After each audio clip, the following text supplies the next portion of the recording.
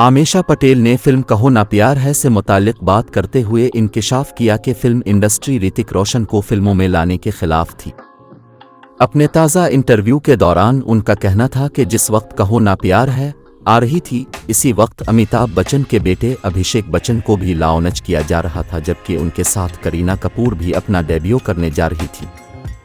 आमेशा का कहना था कि मेरा ताल्लुक गैर फिल्मी घराने से था, लिहाजा स्क्रीन पर आने से कबल प्रोजेक्ट कहो ना प्यार है मामूली सा ही लग रहा था।